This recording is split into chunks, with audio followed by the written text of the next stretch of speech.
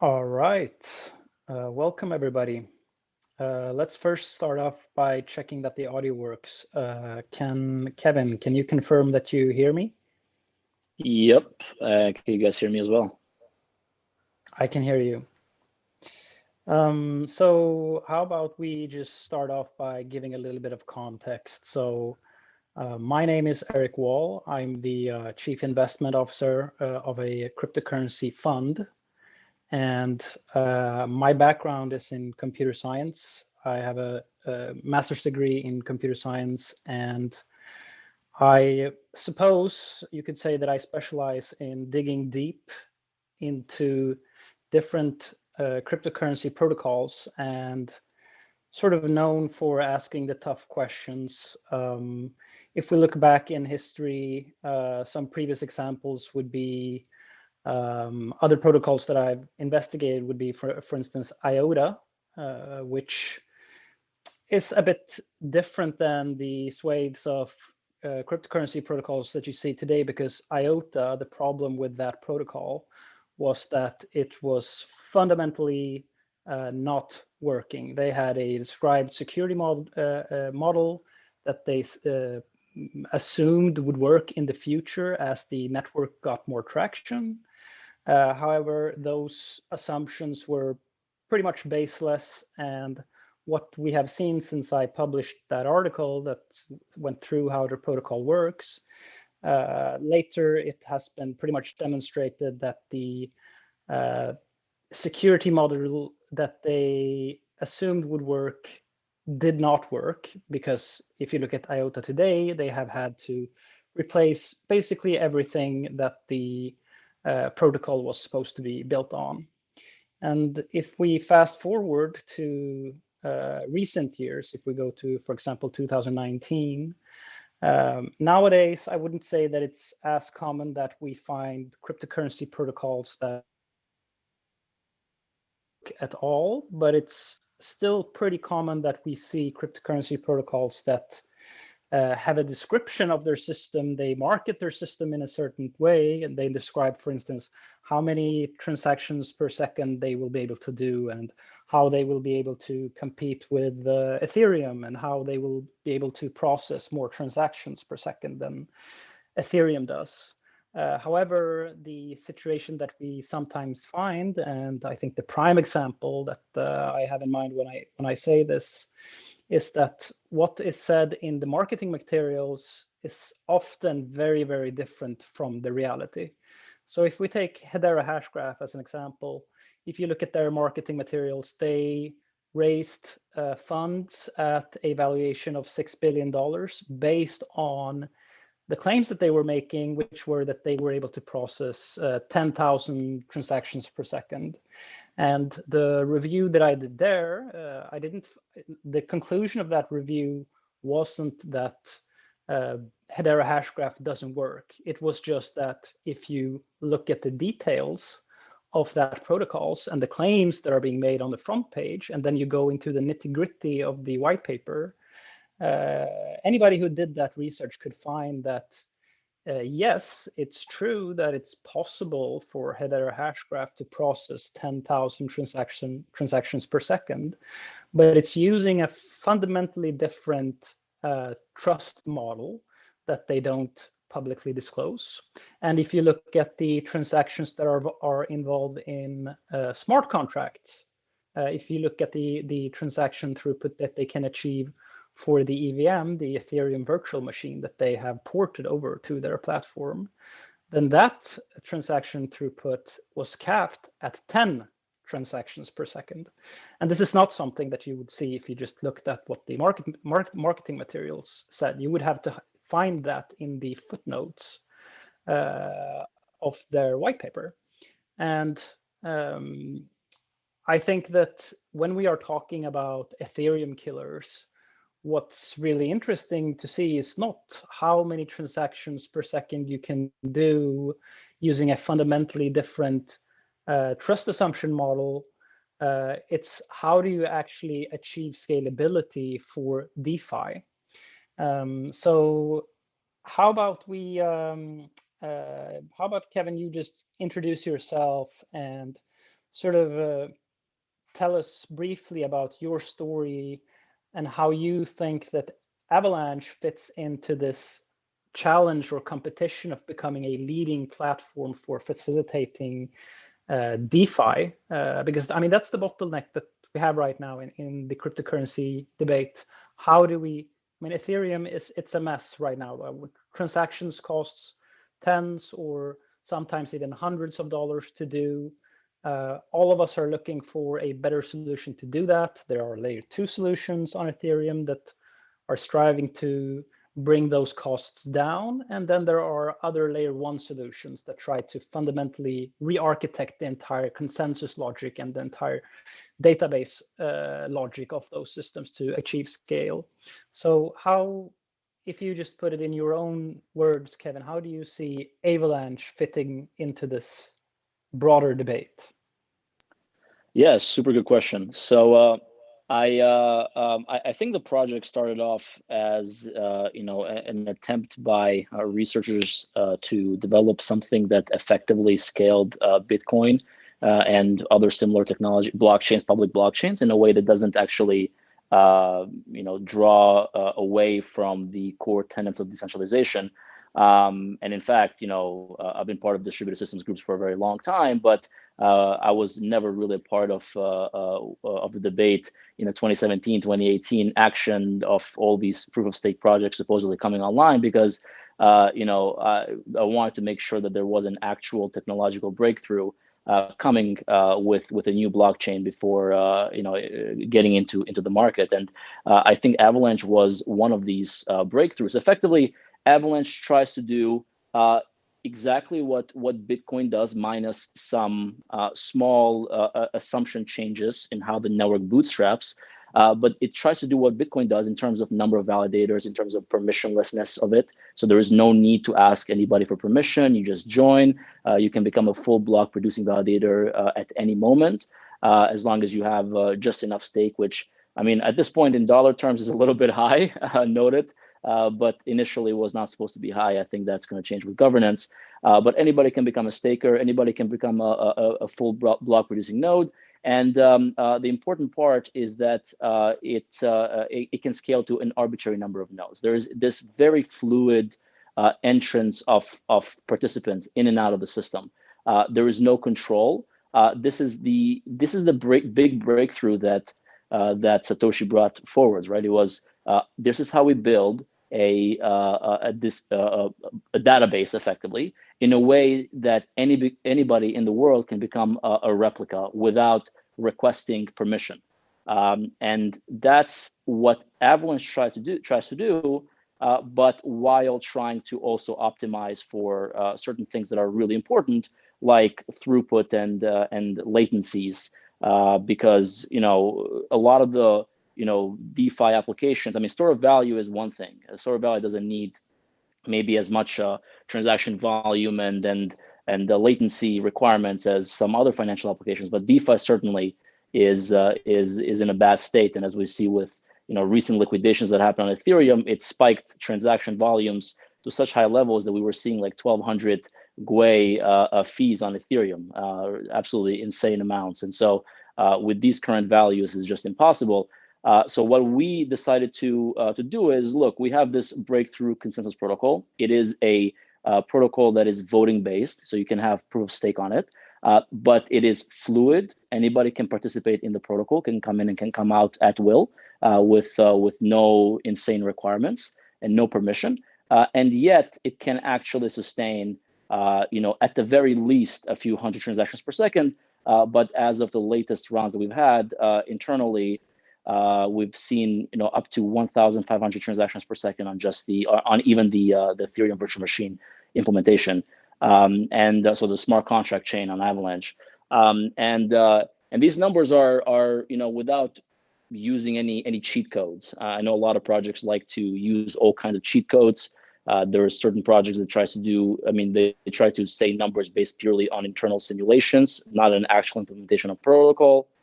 They try to do things like only run in memory and with no disk capacity, or even they try to count, consensus messages as part of the transactional volume. And so pound per pound, I would say that Avalanche wins for the most part in all of these categories. So what you end up getting, back to your question, is you have a protocol that looks and feels like Bitcoin and Ethereum in terms of fluidity of entrance. Nobody can stop you from getting your hands on some tokens and becoming a validator. And yet it can actually sustain the kinds of volumes that DeFi applications would require. So I think it's really well positioned as a legitimate new offering that doesn't reduce the security guarantees that we have from Ethereum, and yet gives users exactly what we want: open financial protocols that operated at global speeds. Okay, I appreciate that background, and I'll have to say, Kevin, that we can just give some broader context where Avalanche is today in terms of valuation relative to other protocols. So Ethereum sits at around $200 billion valuation right now.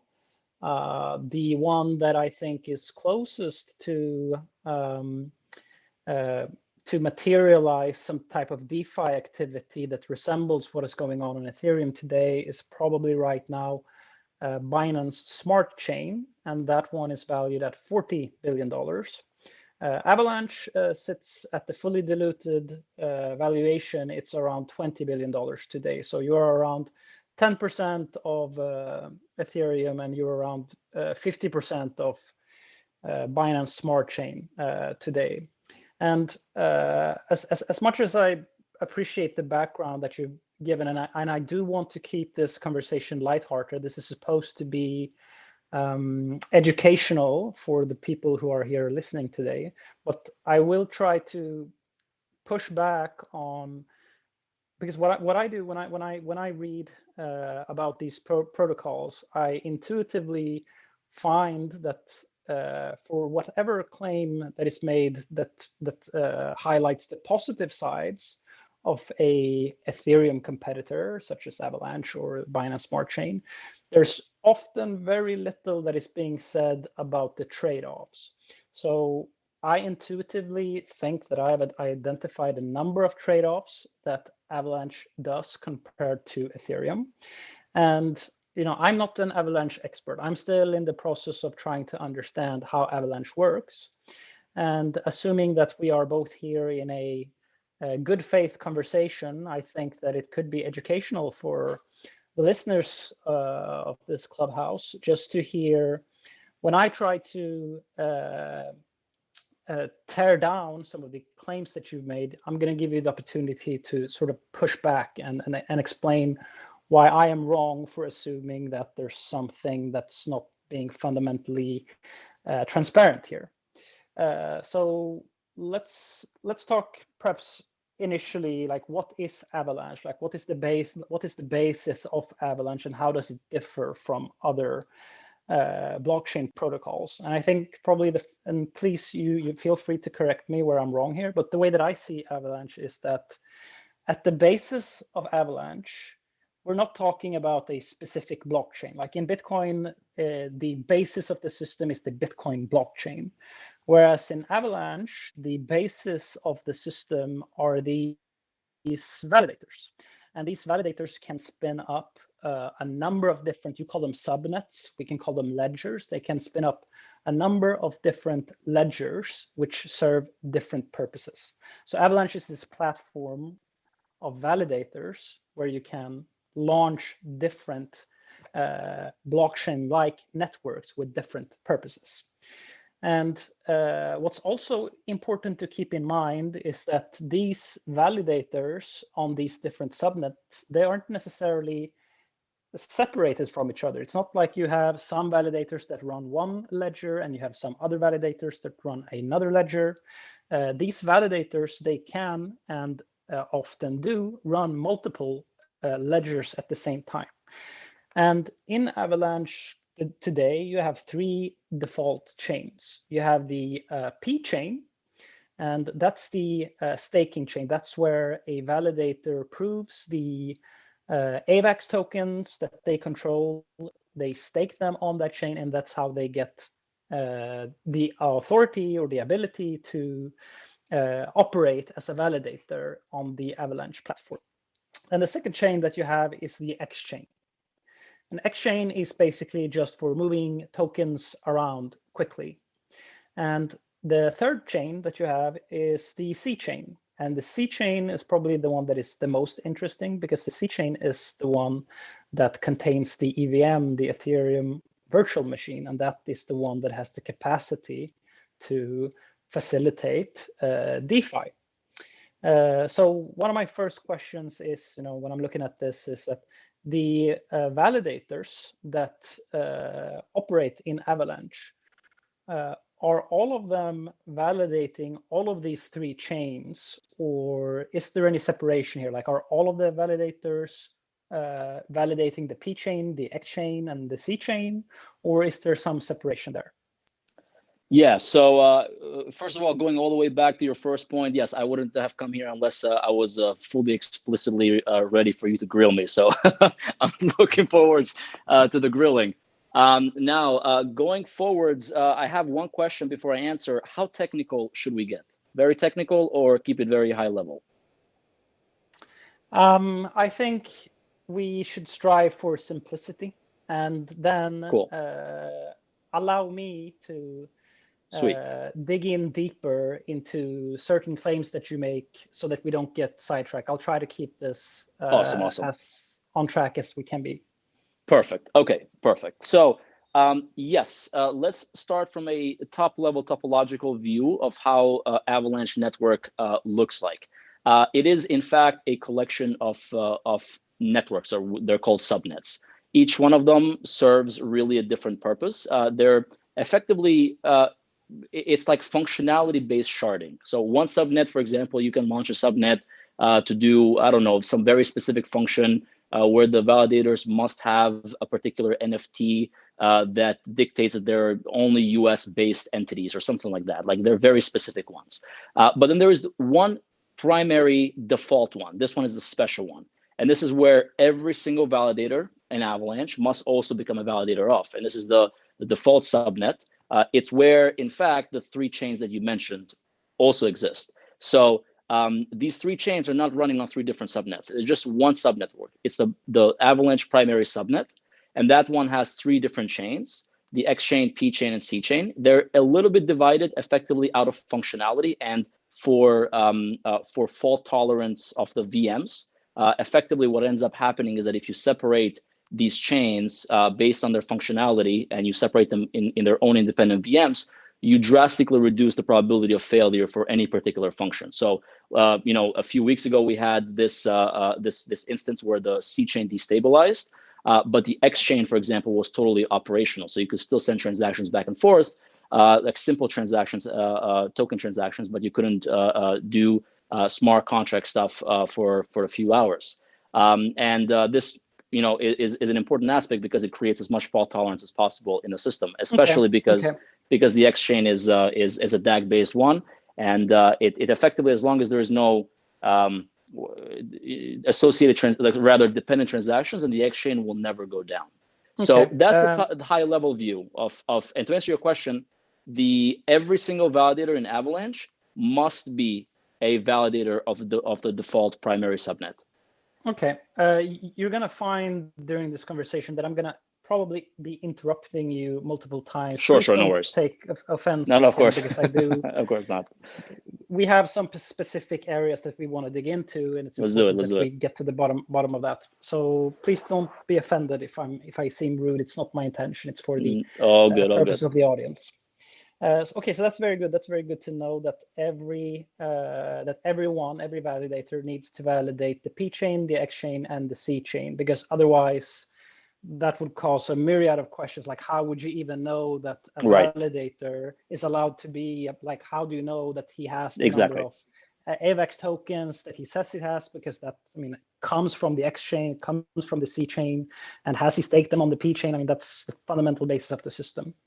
But it leads me to one initial question right away, because when I've looked at the AVAX marketing materials, it says that Avalanche is a lightweight protocol. But you have also said here that you're talking about the C chain, which is the chain responsible for facilitating DeFi activity. And you've talked about a C chain that is doing 1,500 transactions per second in the EVM. And this is now already we're talking about 100 times higher throughput than Ethereum is doing. And this is now something that is default for every validator in Avalanche. So am I wrong to assume that you have just said that everybody needs to validate the C chain, and the C chain is running at the capacity of 100 times of Ethereum? So wouldn't that put 100 times the load on the validator compared to Ethereum? Super good question. So yeah, there is no magical thing here going on. I'm not sure if any market material might have indicated that, but of course, certainly the C chain is a smart contract chain, and it has capacity for up to 1,000+ transactions per second. But the state grows. State always will grow. So currently there is no pruning implemented, but eventually there will be pruning implemented, and it will help with the state growth. But certainly, as the capacity of the network increases, as more smart contracts are being deployed, the disk space will increase. We don't see an increase in the DB performances, like there's random accesses across the board, and certainly these can be wildly improved. But the state will grow quite a bit, especially as contracts get more and more, larger and larger with more and more active states and addresses, it will grow. But the state there's many ways to prune the state out, especially in a system like Avalanche, where you don't have a longest chain property. So a longest chain property, like in Ethereum, requires you to hold a very long state of the chain, such that you can serve to new validators and say, hey guys, here is the state, and I can prove to you that this is the correct state because here is the longest chain with all the active nonce, all of the valid nonces on it, and so you should go on this particular chain. Okay. In Avalanche, sorry, I'm gonna interrupt you again now, Kim. Apologize again, but we had this conversation. We had this conversation on Twitter just 3 days ago about what the C chain, the throughput that the C chain is capable of doing, and it was a conversation between me, you, and Colin Kusky. Colin Kusky, I don't think that he was an engineer and one of the foundational engineers of Avalanche in the beginning. He's not working actively on it now, but he knows a lot about probably more than 99.99% of people about Avalanche.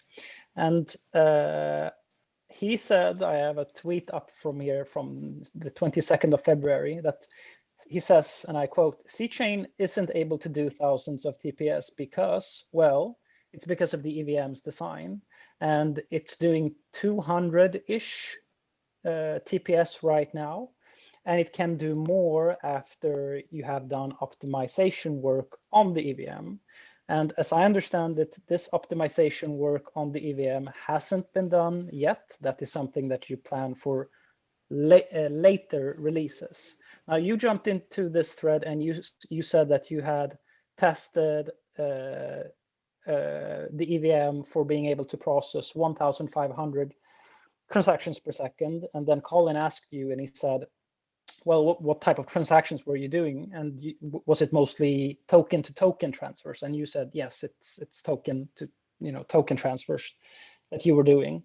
So can we agree that right now the Avalanche C chain is capable of doing 200 transactions per second if we're talking about more complex transactions, and you would need to rework the EVM significantly in order to reach a higher throughput?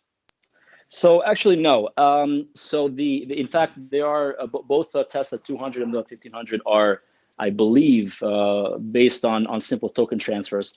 But the interesting thing is that they're effectively running the same tests. There has just been a very large set of improvements on the Geth code base as far as actual engine executions. We're reusing the core ETH. We have a library called core ETH, which is just reusing the Geth code. Every single time we upgrade it, it seems to get faster and faster because they're just better optimizations. So the bottleneck there was actually on the first one, I remember explicitly, was on this insanely complicated RPC submodule, which was doing these very high intensive CPU calls internally within Geth. It was just how Geth was architected, and it was just blowing up CPU. It was entirely CPU bottlenecked, and it was hitting about 200 TPS on simple token transfers.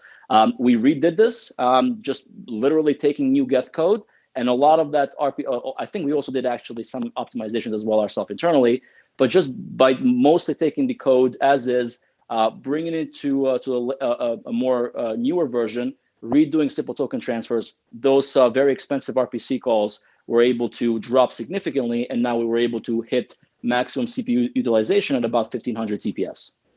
Okay, yeah, and we've had this conversation before when you talked about optimizing the EVM. And I've heard you say two different things when it comes to how you envision that the EVM can be optimized, and you mentioned some of them now. But what you've said in the past is, for instance, that the EVM requires super heavy stuff with Merkle trees, fraud proofs, and a stripped down version of the EVM. If you eliminate the Merkle trees and the fraud proofs, would be a lot more efficient. So that's one of the things that I've heard you say in the past about how you plan to make the EVM more effective. And then the second thing, which is something that, I mean, this comment that you made is almost 1.5 years old. But the more recent comment that you made was that you are planning to prune everything that isn't active state. So between these two different phrasings that you have used about eliminating Merkle trees, I mean, eliminating Merkle trees, if you do that, then you do lose the ability to produce light proofs where you can prove that a balance exists in the EVM state without showing them the whole EVM state. That's the reason why we have Merkle trees in Ethereum. It's a way to give these light proofs. So if you strip off the Merkle trees, then you don't have that advantage anymore, and you're fundamentally running on a different model. So what exactly is if you could try to put it in as clear and simple terms as possible?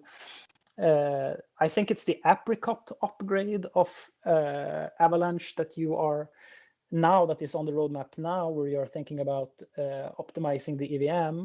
What exactly is that optimization?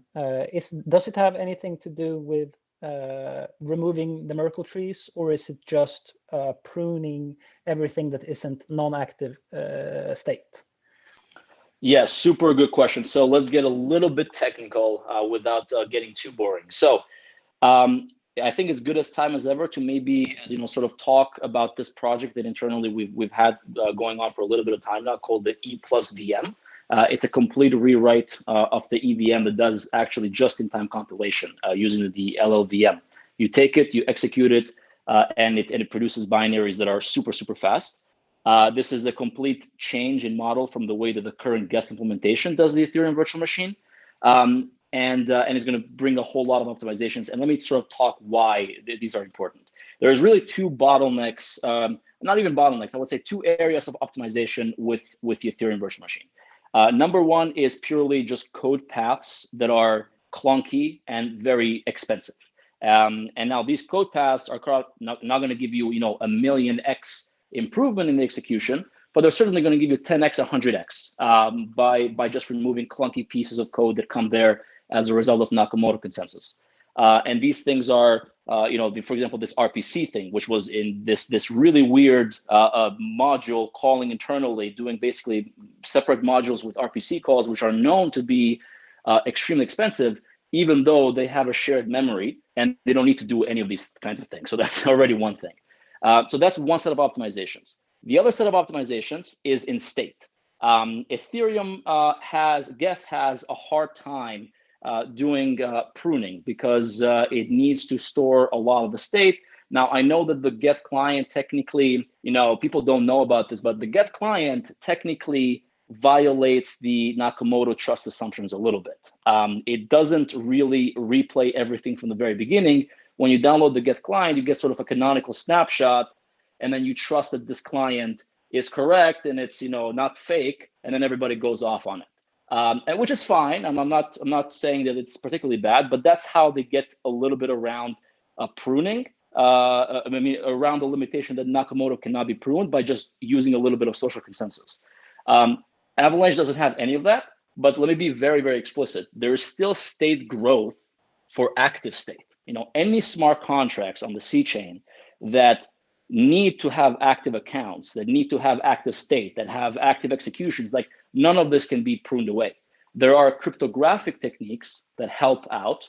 I worked in fully homomorphic encryption a while back, and there's ways to basically take the state, keep it as a condensed cryptographic proof, and then operate on that state. There's for example, Coda, which I'm not sure what the status of it is, but Coda is a really good example of such protocols where you can take the state, keep it fixed size, and as you do updates to it, it stays fixed size. None of that stuff is, I think all that stuff is, very complicated and probably doesn't quite work. But that's one path to prevent the state growth. But otherwise, Avalanche will suffer there too. Yes, but those optimizations, they're very far in the future. Let's talk about perhaps more realistically, like where we are right now. Yeah.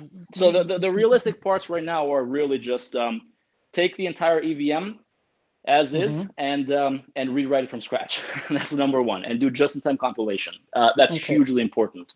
So it will increase a lot of stuff on the first set of optimization, which is CPU bound, and then the second thing is on pruning.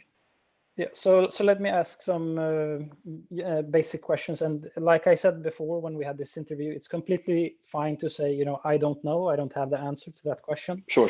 But from what I can tell from what you're saying right now is that you do believe that I will be able to run an Avalanche validator on my laptop. I have a MacBook Pro. It has an SSD, and as we know, the SSD is probably the most fundamental part for being able to process these transactions in a timely manner. It's usually the bottleneck for the EVM. I have one of the fastest commercially available SSDs on my laptop. And using these optimizations that you envision for Avalanche in, let's say, the coming 5-6 months, how many Ethereum-like, and now let's think about what Ethereum looks today with all these lending protocols, Aave, Compound, how many transactions per second on the C chain do you think that I will be able to do using Avalanche and still call this a lightweight protocol? Right. So that's a really good question. I think it goes into a lot of the semantics of what lightweight is, but let's not deviate here. But will I be able to run it on my laptop? Will I? Right. That's exactly. So is the goal that exactly I will be able very to do simple it on my laptop? Right. That's a very good simple reduction of the question. There is no way to know, and I'm going to say in 5 years, not right now. Right now, for sure, easily. You can run it on even a Raspberry Pi. In 5 years, will you be able to run Avalanche on a laptop? Super hard to say. My gut feeling says yes, because storage is cheap and it's only going to get cheaper. You're not bound by network traffic all that much. And network traffic is actually, it's actually not super close to zero, but it's not bad at all. It's pretty good. The CPU and all that stuff is almost zero. It's really, really well optimized. And it's going to continue staying. Storage is not the problem. State is the problem. I mean, we're talking about thousands or hundreds of DeFi transactions per second. It's going to create a massive state. And the only way that you're going to be able to optimize that is if you don't use this Merkleized architecture that provides light proofs, right? You're going to have to do something fundamentally different. If you want me to have this laptop that has access to this vast Ethereum database, then you're going to have to remove something. I mean, you cannot say that I'm going to have my laptop is going to be processing thousands of transactions of DeFi transactions using this Patricia Merkle tree solution that Ethereum has. So are we at least throwing out the Merkle tree part of this for this? Right. So let's be clear. State does equal storage. Ultimately, you'd still have to do database accesses, and a lot of the complexity in the database accesses is this Merkle stuff. Now, I will have to say that from this level of implementation, I don't know off the top of my head what the best way to structure a sharded internal, single machine database would be. We are working on this database called CIDRusDB, which optimizes for read operations in a random manner. That means that you can actually access state of hundreds of gigabytes, like maybe even terabytes, on disk very fast by doing quick reads. And so you can have thousands of smart contracts executing within minutes, and you should not be bound by any latencies here. Ultimately, again, I think the question remains: will a laptop be able to store the database of a full blockchain doing potentially thousands of transactions per second? Thousands of transactions per second continuously over 5 years, it gets big. It gets really, really, really big. And so it would be very hard to say that that's true, especially if the state is not runnable. And let's just be clear so that everybody understands. When we're talking about Avalanche, we're never talking about syncing the whole system from scratch. Not even Ethereum. Ethereum doesn't do that either. They just sync the latest state. So, we're not talking about full validation here. We're just talking about syncing the latest state and operating from that, just so that everybody is clear on that. But we do need to move on because I have a lot of other things that I want to touch on. So let's move on and talk about, like, when I talk on Twitter and I discuss with people and I ask, so what's the next Ethereum killer going to be? You have a lot of fans for Avalanche, the system Avalanche, and people are often listing, like, what are the advantages of Avalanche that make it such a deadly Ethereum competitor. And I'll tell you which arguments that they are pulling up. They say that the advantage of the Avalanche system is that it's a high throughput system and that it's a leaderless consensus algorithm. They usually say that Avalanche can do 4,500 transactions per second, and that the consensus mechanism is completely leaderless. And because it's leaderless, there is no aspect of front running in the system. And this is where it gets where my alarm bells go off immediately, because those claims, and I'm wondering if you agree with me now, those claims are only possible for the X chain. The X chain is the one that is doing token transfers. That's the system that has partial ordering. Partial ordering means that you can have much more relaxed synchrony assumptions. And it's only, am I right in saying that it's only the X chain that is using the Avalanche consensus algorithm in a completely leaderless manner? Because the C chain, it's totally ordered, right? You do have specific block producers on the C chain. So do you really have this front running protection that's coming from the leaderless aspect? Does that even exist on the C chain? Yeah. So, oh man, this is so good. Okay. So, first of all, really good observations. This is why they pay you the big bucks, but not quite there. So the difference is that in fact every one of the chains is fully leaderless, and let's go into how that's possible. In a totally ordered chain, you simply need to. A totally ordered chain is effectively a DAG which has just one path.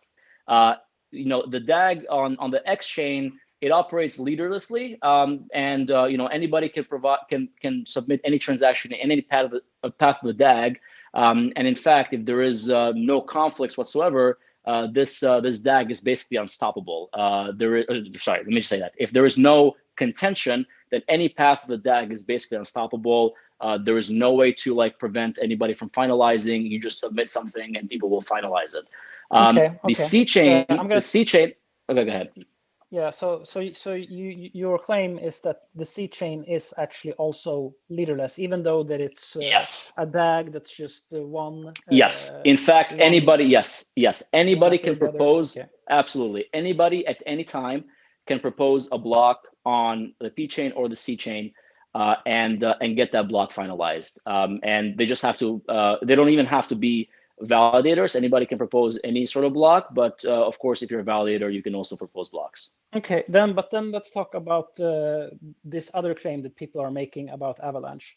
No front running is what they're saying, and they're saying that because of the Avalanche, the leaderless property of the Avalanche consensus protocol. But I mean, wouldn't you agree with me that saying that there's no front running possible on the C chain, that's a bit of a stretch?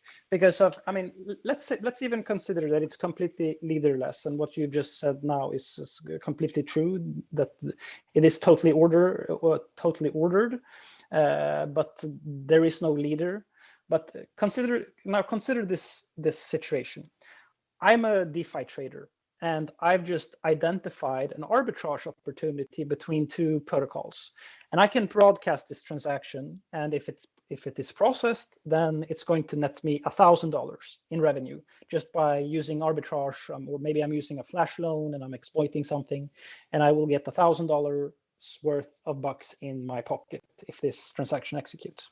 Now, front running doesn't have so much to do with being leaderless or not leaderless, because if I'm broadcasting that transaction to any validator in the Avalanche system, that validator, the first one who sees it, he will look at it and say, oh, this is a transaction that if I just change the sender to myself so that I'm the one executing this transaction, then I will be the one that is making the $1,000. And there is no incentive, there is no rule, there is nothing that prevents or protects the user who is submitting the transaction to the validator to make sure that the validator isn't replacing that transaction with his own transaction. So would you agree with me when I'm saying that, you know, stopping validators from replacing these arbitrage trades with their own transactions, basically front running their users, is a much more difficult question than just having a leaderless consensus algorithm? Right. Yes. So, so I have never really made any comments about front running, but front running is a. Well, actually, I've made partial comments. Front running is a nuanced question. It has to do whether it's nuanced because it changes whether the person that is trying to front run is purely a user and they try to pay a higher fee, or is an actual validator with a lot of stake. And these change. So if you have a block that a validator can replace with a different transaction that nets them a much higher profit in the application, it's not guaranteed, certainly, that the validator will even get it to be approved, but it certainly does increase the probability. So this is a factual statement about Avalanche. It's leaderless, but that person can. So if a client effectively issues a transactions to one particular validator, that validator can simply drop that transaction. This can happen with any blockchain. Of course, there's nothing like, you know, out of the ether here, like, you know, magical. That validator drops transactions, replaces it, sends it to the blockchain, and then the original user has absolutely no chance ever of protecting himself or herself. Exactly. So that's exactly. Yes, it cannot. Yes. So there are some. Yeah, there are some cases where it's simply impossible to prevent front running by that definition. But if the user that is trying to front run is simply somebody paying a higher fee, that's not possible in Avalanche.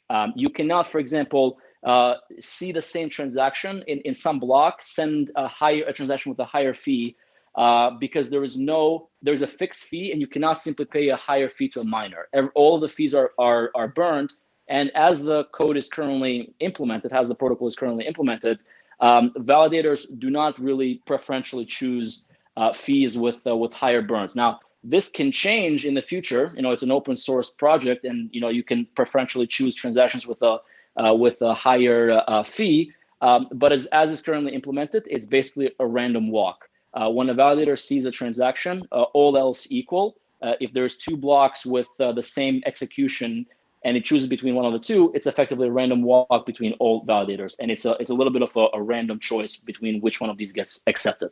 Okay, if you yeah, and then one more thing, and then if you're a user and you want to accept, you want to sort of prevent a validator from trying to front run you, then just send your transactions to two validators rather than just one. So that prevents the first problem. But the both validators will have the incentive to replace that transactions with their own. Like, sure. Can we so just if Kevin, please, can we just agree that no user of the C chain in Avalanche should be under the impression that he can see an on-chain arbitrage situation, broadcast that transaction, and have guarantees that the transaction will execute for him and he will make that money. I mean, that's impossible to guarantee in any. Of course, blockchain absolutely. System. In any blockchain in the system, of course, in the world, that's impossible to guarantee. But I will say one thing, which is that you cannot guarantee that. But if you have a system where every validator is colluding to screw over users, it ends up violating the original trust assumptions of the blockchain that nodes are executing the code exactly as written by when you download the code and the nodes are correct. Now, if the nodes are Byzantine and they are trying to completely front run every single user, then it ends up being a very degenerate type of a very pathological type of case where the blockchain is effectively unusable because all the validators are colluding to screw you over. Yep. Yeah, we'll just have to see how that works out in practice. But I think that this is one of the misconceptions that some of the retail, not so technically savvy people have about Avalanche, that they have a guarantee that they will be able to take any arbitrage opportunity that they see because of how the protocol works. So I just wanted to get that out of the way. And then, of course, there's a lot of more nuance, and the front running issue is something that we can discuss for ages. But I want to move on now because you brought up fees and you said that you talked about the advantage that you have here in Avalanche, that nobody can front run you by paying a higher fee. But also here, this is one of the situations where when you have hard-coded fees that are automatically burned, there's a negative side to that as well, isn't there? And I'll mention what I think is the negative side of that. So you have hard-coded fees. This means that when the AVAX price goes up, then the transaction fees on Avalanche also go up. So we just had AVAX price increase by 10x over the last couple of weeks or so. And now all of a sudden it's 10 times more expensive to use AVAX, even though there's no reason for transactions to be more expensive. I mean, why should the price of AVAX make it more expensive to use the system? How does that make sense? Yeah, this is for sure. This is one of our biggest internal roadmap to-dos. Currently, the price is fixed at 470 Gwei, or am I getting the right? Yes, I forget the exact units here, but 470. And of course, if the transaction has more gas to burn, it'll be more expensive. So it's dynamic in that sense. But there's a fixed price in AVAX per gas burned. That is going to change though. So hopefully, eventually, we have a better scheme that introduces some notion of dynamic repricing. I do want to make sure that whatever that scheme is, it's done in an intelligent way that prevents these really crazy pathological cases. But as it stands, as the code is written, yes, effectively the dynamic pricing is the price of AVAX. The more the more expensive AVAX goes, the more expensive it is to use the system. Yes, okay. I feel like you are engaging with me now in a good faith manner and answering my questions honestly. So I really want to appreciate that you're doing that. It's very, very helpful. But there's another one thing about this fee before we move on from the fee issue. You just said that the advantage here is that nobody can pay a higher fee and then get priority from you. So now, even if you use a dynamic way to set this fixed fee, I would say that it's a bit of a big problem that you cannot get priority, because in DeFi today, if we consider the C chain and it's running the same type of complex DeFi ecosystem that's running on Ethereum, then you'll have these situations of congestion. And I know maybe you think that you're not going to have congestion in Avalanche because you have much higher throughput. And I worked previously in I built exchanges, matching exchange technology for the London Metal Exchange, the Australian Securities Exchange. So the systems that we built could process millions of transactions per second, and I guarantee you that it doesn't matter how many transactions per second you can process. The more bandwidth you give users, the more they will use. So even if you can do 200 or 2,000 or 20,000 DeFi transactions per second, there are going to be moments. I mean, the more capacity you give the systems, the more arbitrage situations you create, the more DeFi protocols can run in parallel. You are going to run into situations where you do have congestion. Even though that your throughput is higher, you're still going to have congestion. And what is very important, I think, in these systems where you have congestion is that you have the ability to get priority over other transactions. And I'll explain why that is so important. So in DeFi today, much of the security of the system is underpinned by oracles. So oracles need to report for different smart contracts what the exchange rate is between two assets. If the exchange rate is not correctly reported from what the prices are in reality, it can cause liquidations in lending protocols, in leverage protocols, in systems like MakerDAO. Systems will lose their peg. So it's extremely important that these oracle messages that inform the chain of what the prices are of assets. But what happens in a situation then where there's just a massive congestion in the system because tons of people are trying to to exploit arbitrage opportunities in the system, and then the oracle messages, they don't have any way to get priority into the system. So how do you, I mean, there's a backside of not being able to facilitate some priority queue. How do you think about that problem?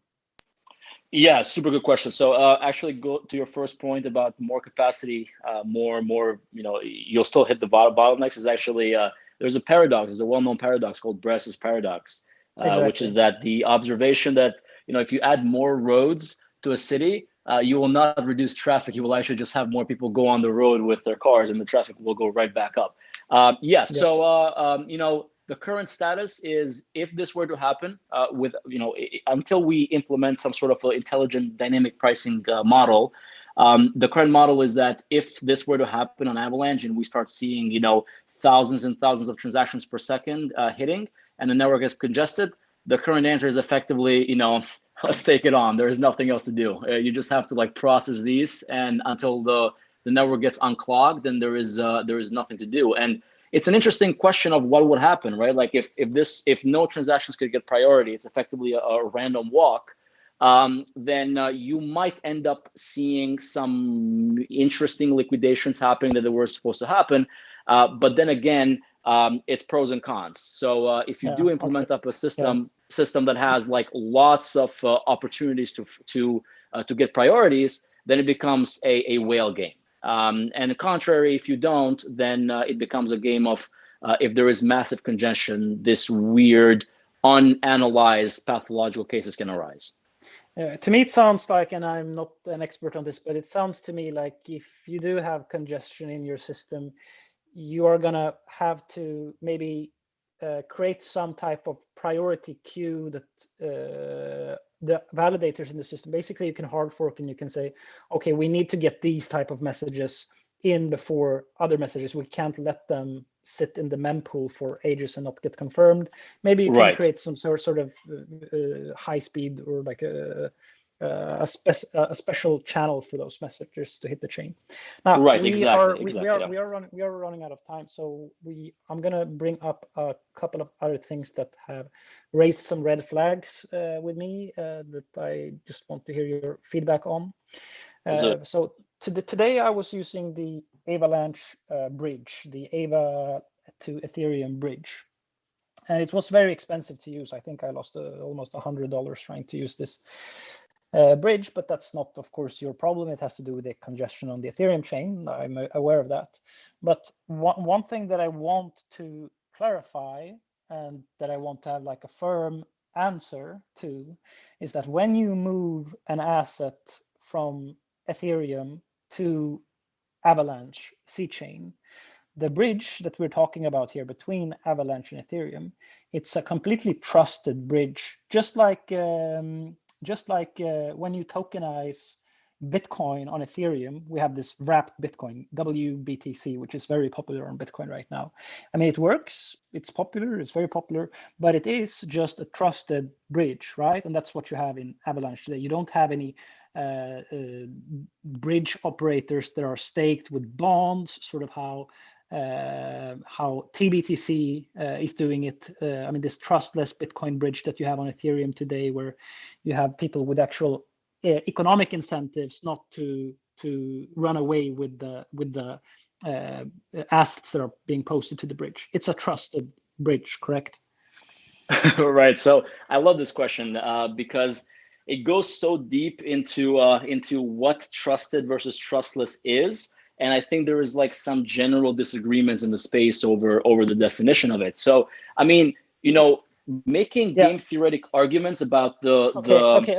Sorry for interrupting you. I think I know what you're going to say. You're going to say that the bridge is going to have tons and tons of it's a super large multisig, right? And that's how you bridge. Yeah. It's like as if Bitcoin had 5 miners instead of however many it has, and these miners, it's effectively the same. It didn't have like necessarily the hardware, but instead they have a lot of users who could go after them and sue the living crap out of them for misbehaving.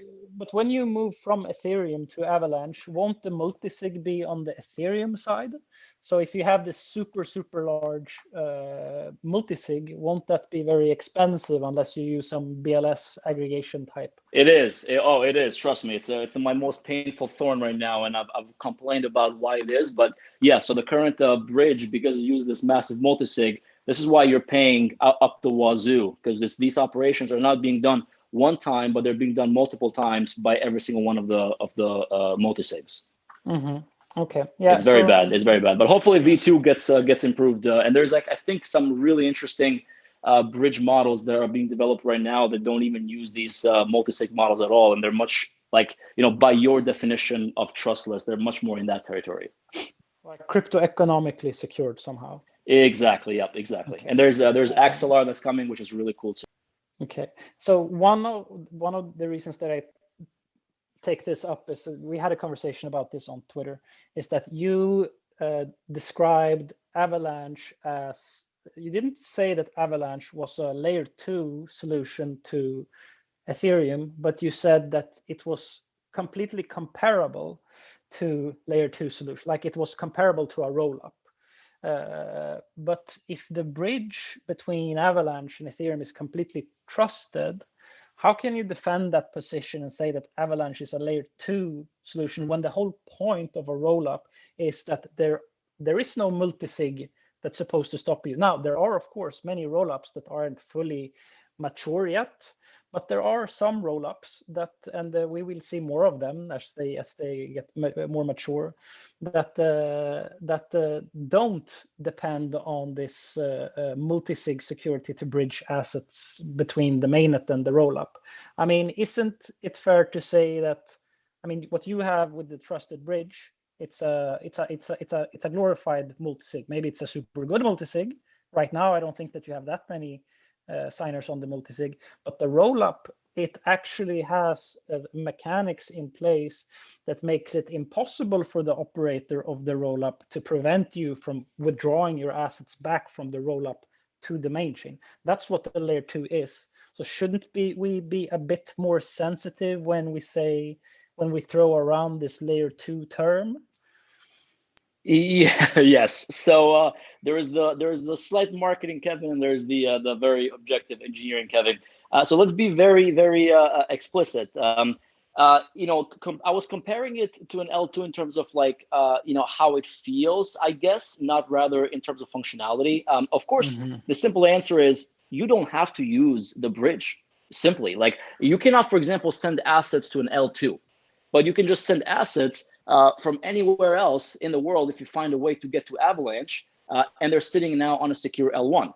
Now, the bridge itself, that specific bridge, yes, it feels like a trusted-ish component, even though it's, by my definition, and really by even distributed systems definition, it's not quite. You simply don't have to like rely on the bridge. You can just go to Binance, get yourself some tokens, and then as soon as Binance eventually supports the C chain, because they currently do not, then you can just send your Uni or whatever directly into Avalanche without having to worry about any bridges or anything like that. So you cannot do this with an L2. But of course, L2s also bring up all kinds of complications, right? First of all, I'm not quite sure that they have been very thoroughly vetted. The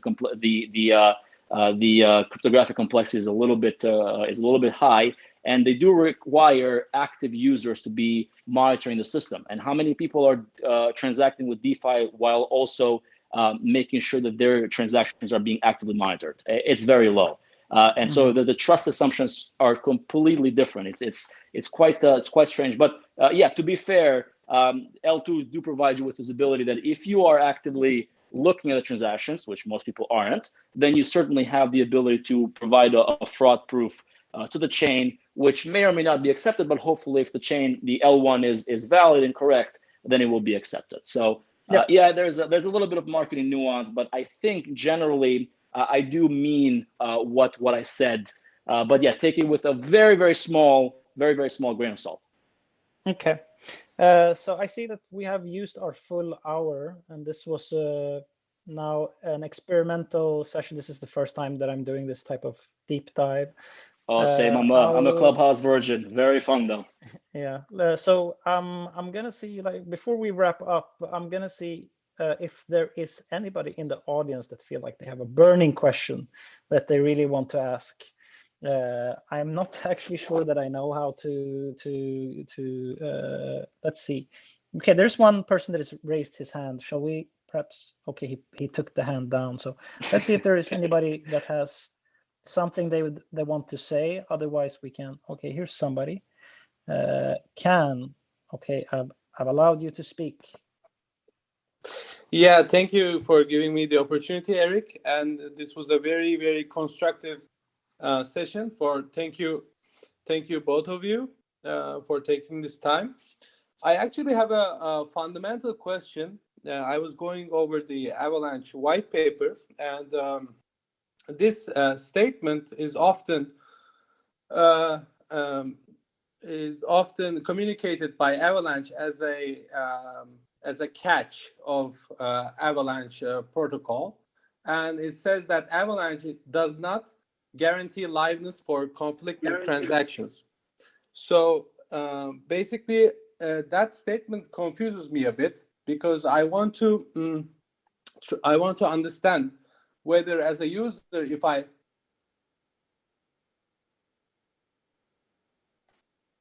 did he drop? Yeah, I think we lost you, Cam. Yeah, but I think I understood the question actually. So I don't know if you can hear me, Cam, but let me answer it. So that is a super good question. It's a very deep question, but I will try to make it very short. The simple answer is that we completely end up shooting ourselves in the foot with that statement. It's actually not true, but the details are, the devil's in the details. It's about guarantees as far as the number of steps required. So it does guarantee liveness, but it does not guarantee liveness in the constant number of operations that is required. It's a very deep statement about the way that Avalanche proposes blocks and accepts blocks. So your transaction will go through. It's just that it is not guaranteed that if you have a lot of conflicting transactions within your same, let's say, UTXO, that they will be confirmed like within a second. It may take actually dozens of seconds or even minutes for it to be confirmed. So that's what that means. It was a stupid statement, frankly, that was done mostly because of peer review, and we wanted to be very precise. But yeah, it's very subtle. So no, it does guarantee liveness. It's just not within very short period of time. Okay, so my connection cut there a little bit. So I think my understanding was wrong, and that it's not like if I double spend, my UTXO can become forever unspent. No. You simply reissue it. Yep, and then it'll take a few more seconds, and you'll be fine. Yep. This in fact happens all the time. Actually, constantly people with the wallet they double send, and the API nodes go haywire, and then just reissue it again, and then it gets confirmed after a few seconds. Okay, thanks, Can, for your great question. Kevin, are you up for one more question before we wrap? Yeah, for sure. Okay, let's open it up. Mossab, I'm going to unmute you. I think you're able to speak. Yeah. Hey, thanks, Eric. Thanks, Kevin, for the awesome, very geeky chat. I have a question to both of you, actually. So obviously, you've seen, I think, the recent hype in the past couple of weeks around the Binance Smart Chain, and how I think some people are kind of excited about, the value of BNB as a token, but also others are not really impressed with the technology itself and, like it not being super open source and all of that. What are your thoughts on this? Like, how do you think the community should perceive that development? I think, the increase of value of BNB versus the technology itself of Binance Smart Chain. Yeah, I can try to address this question because it is something that has been occupying my mind a lot. And I've written about this particular issue extensively, actually, because I think that, what is it that really makes DeFi interesting and fantastic and wonderful for everybody? A lot of people think that it's the property of decentralization that makes DeFi so special and unique.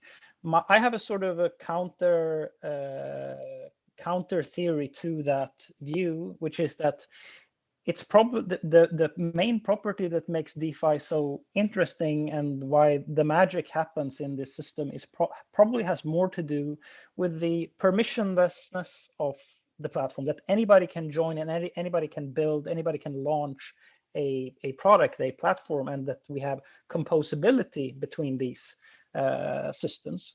So right now, I mean, we are in the situation now where the fees are super high on Ethereum, and the strategy that people are employing to break free from these chains is to develop multiple roll-up solutions on Ethereum, and that is going to break composability in some ways. So I think that if people value the composability of DeFi more than they value the decentralized properties, then maybe what people want to do after all in DeFi is just they want to get high yields on their assets that they loan out. They want to be able to launch a new decentralized application.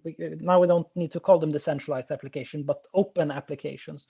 They want to be able to intermingle with this interwoven mess that is the what people call the future of finance now, where everybody can create and use components from other protocols to create very complex, very interesting constructs in amalgamation.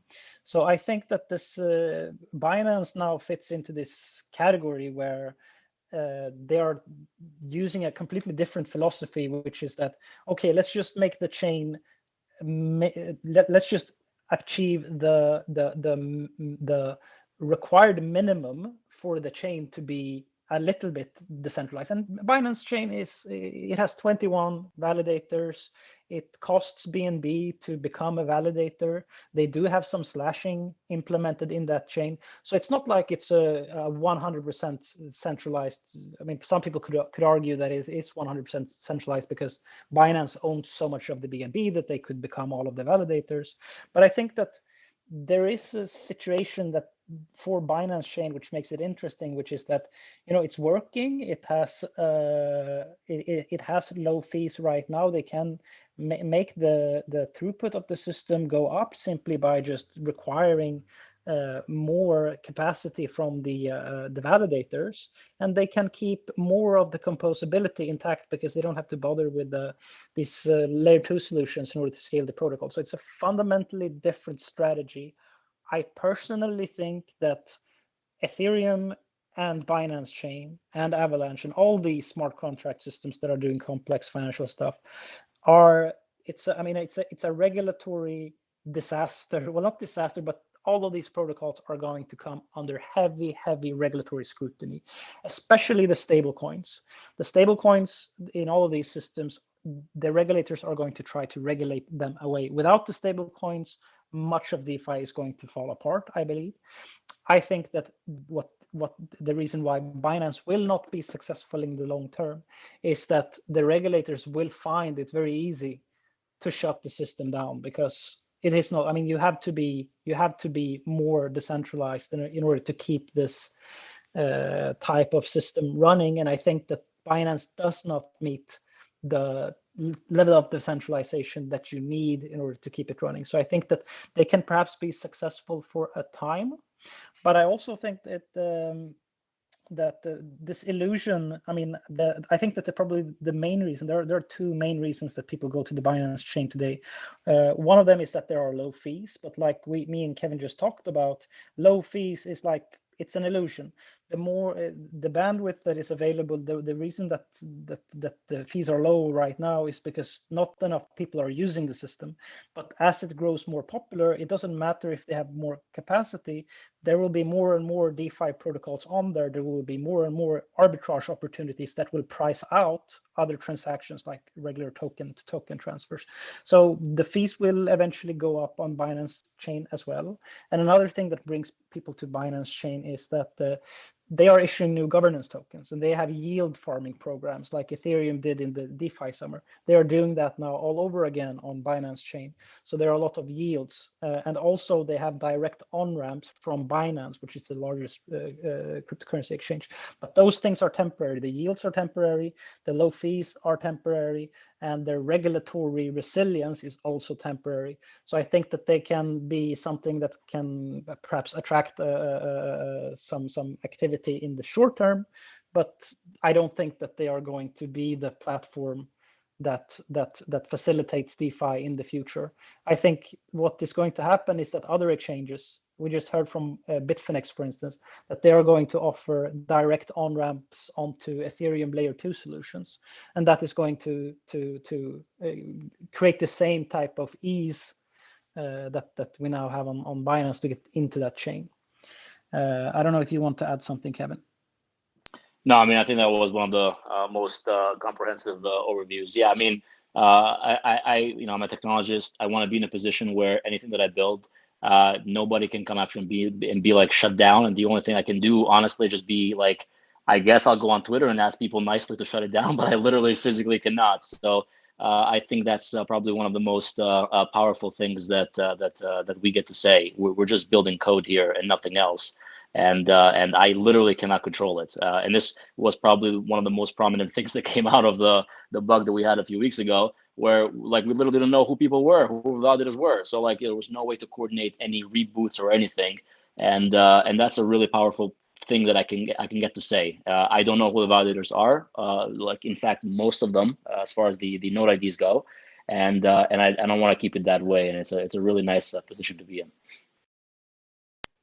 All right, let's do one last question and then let's wrap it up. So I'll pick somebody from random who has raised their hand. So sorry, I'm bringing you up. You're the lucky guy today. Hey, Eric, Kevin, can you hear me? Just want to make sure. Yes. Yep. Yes. Really appreciate this conversation. It's been fascinating. I have looked into Avalanche. I spent a good amount of time trying to understand. And yet, as these conversations happen, I feel like I learn a lot more. My question is actually going to come from a different angle. It's going to be a little bit less about technicals. My question is, how can we bridge the gap of sort of showing these novel and clever ideas being implemented in a system like Avalanche to the folks that are barely trying to understand Bitcoin? I feel like it took Bitcoin 10 years for, prominent names. I'm going to throw Elon Musk out there. He's not the only one, obviously, but it took people like him and the general public to get Bitcoin about 10 years. How do we get Avalanche and some of its interesting and clever solutions to some of the problems that we've seen on the other chains or other solutions understood quickly by the masses? I know this is a little bit different, but that's sort of what I'm trying to understand. The technicals are extremely valuable, but ultimately, if we can't make people understand it, I feel like adoption is also going to be slow. So I would love to hear some of your ideas or strategy around this. Yeah, Kevin, you want to go first? Yeah, so I mean, it's a really good question, right? If I knew if there was a secret sauce to that, I would certainly be trying to go after it and educate people on it. I don't know that there is one, but I think one of the better ways is, rather than talk about the technology, you talk about the problems it solves. People tend to understand that better. You don't want to explain to people how a naturally aspirated V10 engine works. You just say Lambo go fast, and it does go very fast. So it solves the problem of the car being slow. I think that's an important way to reframe these technologies. It's like, look, this thing cannot be stopped. You can look at the blockchain, random set of nodes, exactly the same as Bitcoin looks. Random validators comes and goes, and yet it's really fast and it doesn't burn the oceans. That's probably one of the you show the problems that it solves, not the technology underneath. And I think as a technologist, that's hard to do because you want to talk about how cool it is under the hood, but certainly that's something that's probably one of the best ways to talk about Avalanche to the masses, at least in my opinion. Yeah, I actually resonate with what Kevin just said, and I do actually have a thesis for how there's a specific use case for DeFi that I think is the path of least resistance. I know of one product that DeFi can deliver that is going to be immensely popular if it succeeds, and that is to me the concept of a private bankless scalable low fee dollar. So if you have if you are able to non-custodially in your own wallet hold dollars, a stable coin that is decentralized, that is private, that is easy to move around for low fees, I cannot envision. I mean, this is the cyberbuck that David Chaum was trying to build 80 years ago, but it didn't get traction because the internet wasn't. It was way too early for its time. But I think today, everybody cares about their integrity. There's so much commerce that is going on the internet. I know that people are uncomfortable using dollars that are directly being surveilled by their banks, and they can see what they're doing. I know that maybe it's not like 100% of people want to use private dollars, but just take for an example, I mean, people in Argentina, people in Venezuela, people who use dark markets, people who buy things, just people who are shopping for sex toys or that are doing anything related to sex that they are ashamed about. I think that there's a huge economy for people who want bankless private digital dollars. And I think that DeFi is on the cusp of creating that. The regulators are going to come after it. They're going to try to shut it down. So this will be like the fire test for which the layer one is actually, like which platform is actually decentralized enough to facilitate this. But I think that's one of the mega trends that is unavoidable, that it's going to happen. And once people are comfortable of having like this bankless digital dollars in their own wallets, then those wallets that they use, they're gonna be introduced to all these other types of DeFi protocols that we have built for them. So if they want to swap some of those dollars for a synthetic Tesla stock using with the push of one button with instant settlement, then that's not going to be a big leap for them. It's going to be something that they'll do naturally. And if they see that they have the opportunity to then take those Tesla stocks and get a loan so that they can pay their rent and not have to sell their Tesla stocks, then that's also going to come naturally. So I think I think it starts with the concept of the private digital dollar that's going to suck in the masses. And then it's the wallets that provide those features are going to have a very easy time to introduce these DeFi protocols. So we're not going to have to explain to anybody, I think. I think that they will come to us and they're gonna reach for the digital dollar and they're gonna find DeFi because of that. I guess a small thing I want to add. Really, the burden falls on you, Eric, as well as I guess people like yourself to educate those key groups that you mentioned, particularly regulators, so that the ultimate technology that the regulators go for is well understood and well selected, right? Yeah, that's sort of what I took out of your answer. Right. All right, then now we are 20 minutes over time. I want to thank everybody who has come here and listened, and let's hope that we can try to make this a regular thing. You know, I love to dig in deep into all these cryptocurrencies and cryptocurrency protocols and try to find the flaws. So I want to thank you, Kevin, for coming on, for having the courage. Sometimes it can be, for lots of people, I think it can be frightening, but I think you did well. So thanks for coming on, and thanks everybody else for listening. All right, bye-bye. Thank you for having me.